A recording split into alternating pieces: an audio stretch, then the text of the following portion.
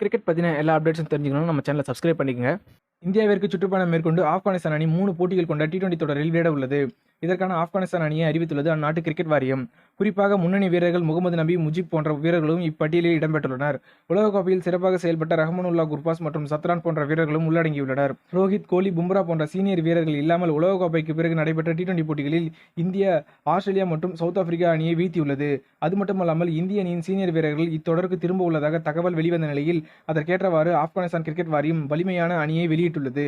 இதன்படி இந்திய அணிக்கு எதிரான 3 போட்டிகள் கொண்ட T20 தொடருக்கான ஆப்கானிஸ்தான் அணியை பார்த்தால் அணியின் கேப்டனாக ரஹீம் சத்ரான், விக்கெட் கீப்பர்கள் ஒருவர் ரஹமதுல்லா குர்பாஸ், மற்றொருவர் இக்ரம் அலிகள், அஸ்மதுல்லா ஜஜாய், ரஹமத் ஷா, நஜிபுல் சத்ரான், முகமது நபி, கரீம் Jannat, அஜ்முல்லா Omar Sai, ஷரபுதீன் Ashraf, Mujibur Rahman, ஃபசுல் Farooqui, ஃபசுல் ஷக்மான், Naveen உல்லக், Noor Ahmed, Mohammed Salim, guys Ahmed, குல்வாடின் knife, Rashid Khan போன்றோர் உள்ளடங்கியுள்ளனர். இதில் கவனிக்க வேண்டியது என்னவென்றால் உலகக்கோப்பையில் ஆப்கானிஸ்தான் அணியை வழிநடத்திய அஸ்மதுல்லா ஷஹீடிக்கு பதிலாக சத்ரான் ஆப்கானிஸ்தான் அணியை வழிநடத்த உள்ளார்.